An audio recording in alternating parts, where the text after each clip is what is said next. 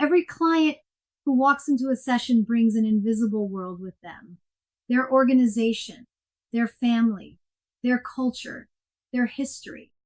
All of it is in the room with you, whether you realize it or not. The question is, are you listening for it?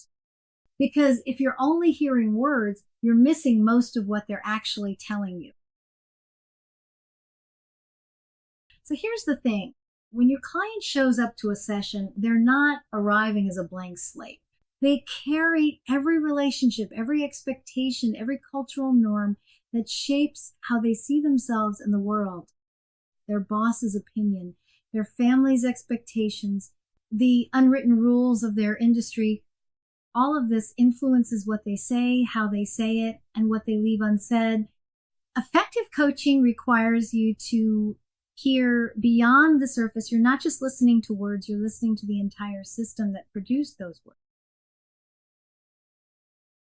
ICF puts it this way. The coach considers the client's context, identity, environment, experiences, values, and beliefs to enhance understanding of what the client is communicating. Notice that word, enhance. Context isn't about becoming an expert in their world. It's about letting what you learn deepen how you hear everything else. When you understand the system someone operates within, their words start to make more sense. You hear layers you'd otherwise miss. Let me walk you through what this looks like in practice. Identity. How does your client see themselves? What roles and labels do they carry? Environment. What's their daily reality? Who surrounds them? What pressures exist in their physical and social world? Experiences. What has shaped their perspective? What patterns have they lived through that inform how they respond now? Values. What matters most to them? What principles guide their decisions? And beliefs. What assumptions do they hold about themselves, others, and how the world works? You don't need to interrogate them about all of this. But when these elements surface in conversation, pay attention. They're telling you how to hear them. Here's an example that makes this real. Imagine two different clients say the exact same words to you.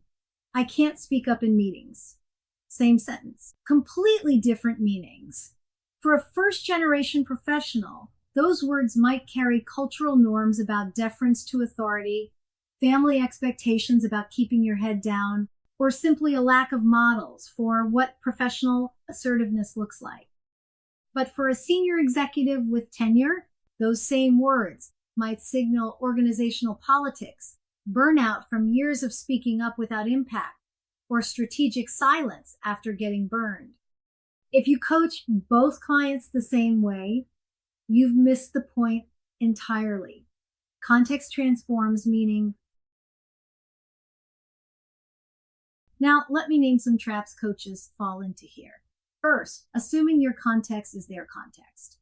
Your experiences, your cultural background, your worldview, not universal. Resist the urge to map your story onto theirs. Second, going into interview mode. Asking too many background questions to gather data. You're not conducting an intake. You're listening for context as it naturally emerges.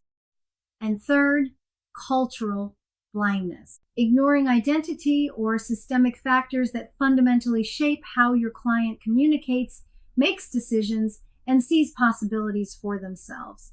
These aren't small oversights. They undermine the entire coaching relationship. So what does this look like in practice?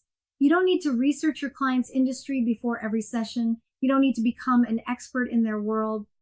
What you need is to let what they share inform how you hear everything else. When context surfaces, and it will, receive it, hold it. Let it shape your understanding. Their language, their hesitations, their choices all become clearer when you understand the system they're operating within.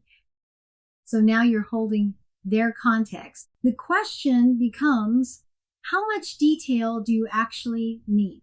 That's exactly where we're headed next, putting the pieces together without getting lost in the weeds.